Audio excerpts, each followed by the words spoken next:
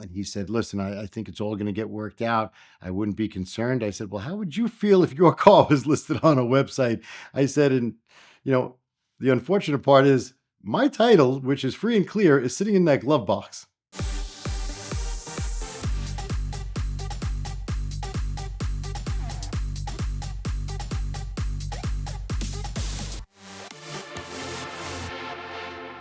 My Spiker that I owned for several years, that car, I bought it from a dealer in LA. The car actually had sat at the dealership for quite some time. It was a 2010, and I bought it in 2012. And when I bought that car, it had been sitting on a turnstile in the dealership, which was basically in the blaring sun in LA with skylights and everything. So I didn't really think anything of it. There was nothing faded or damaged on it, and it wasn't a convertible. So I bought the car. Everything seemed great. I really didn't have any trouble with it. A little later on down the road, after I got it back to New York, one time I got caught out in the rain, which you never want to do with one of their convertibles.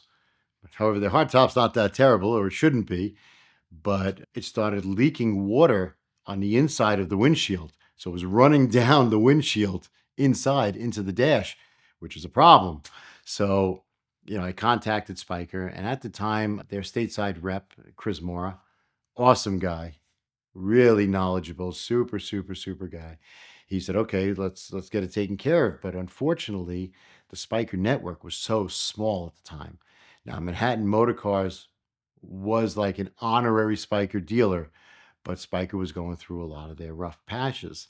He was shipping parts to another dealer in Long Island, because they said that they would be able to work on it. They were trying to get somebody to work on the windshield. It just wasn't happening. So what Spyker did was they actually flew their tech in who built my car, which was really cool because it was such a bespoke company and so small that they knew who built each car. So they sent the mechanic in that built my car. And at the time, I actually owned a restaurant and I hosted them. So Chris came in and the tech came in from Holland, and I hosted them and I put them up and took them to the restaurant. We had a really nice time, and then they took the car and they did whatever they could to it and all this different stuff. They tried to fix everything. It just didn't happen. They didn't have the proper tooling. A lot of the stuff is very unique to that car. They said, look, we did what we could. Let's see how it goes. If you're still having problems, we'll take it to the next step. And I was just having problems.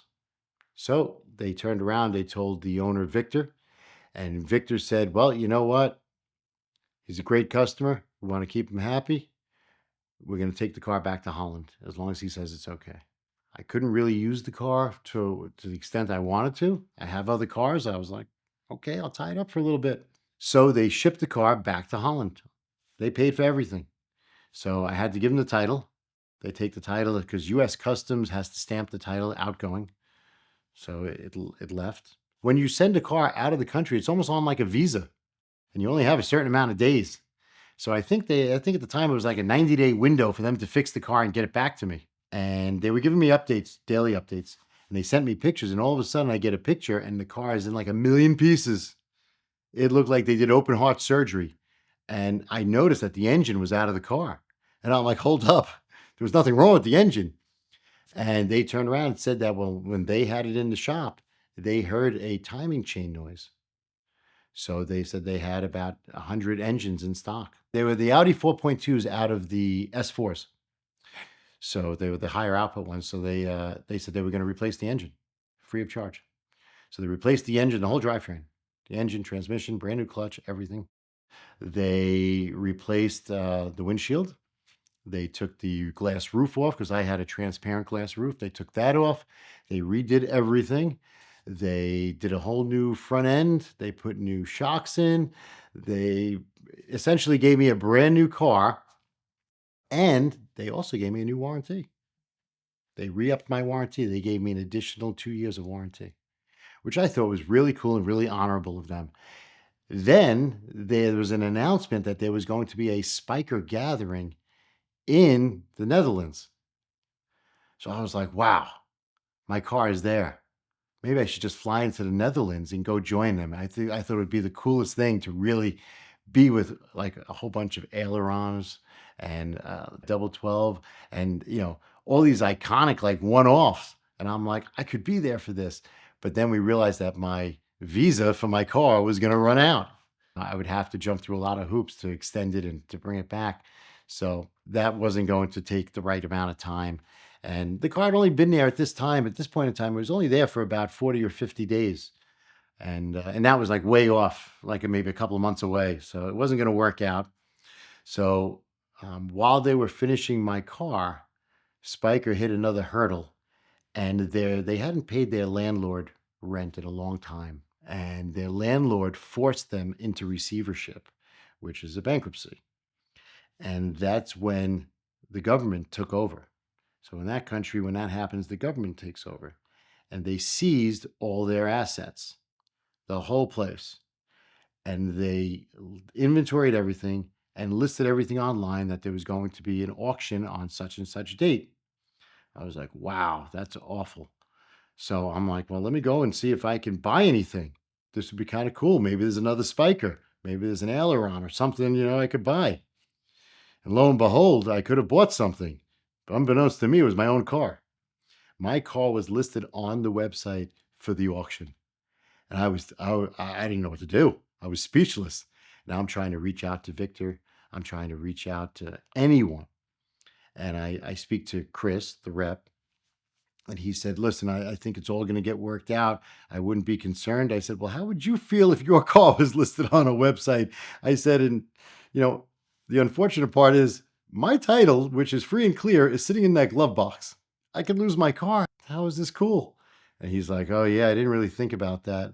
So I actually had to hire an attorney overseas who spoke to the government and said, as long as he's got proof of ownership and everything, it won't be sold. He'll be able to get it. But now I'm going to have to pay all these fees and so on and so forth just to get my own car. I paid the attorney. I think I paid him about 3,000 euro to handle it. And he drew up a whole bunch of documents. And just as that was done, Victor bailed it out, the entire company, and made good. And they were moving the factory. And my car was freed up. And they took it straight to the port. It was done. It was done. And in fact, Spyker, as a gift for the trouble, they gave me a set of luggage for free. They sent it back with the car. They had said to me, listen, there's a little gift for you. It's in the trunk. When you get the car back, you'll see. It's on us. I opened it, and it was the detailing and like mechanical kit and everything with all the Zymol and everything. Really nice. And it was like Louis Vuitton luggage. Really cool. They just did a full check over and just made sure everything was good, and they shipped it back. So I did get my car back, but it was a scary moment. I really thought, I could possibly lose my car. And at that point in time, the car had increased in value quite a bit. I sold that car for 3 times what I paid.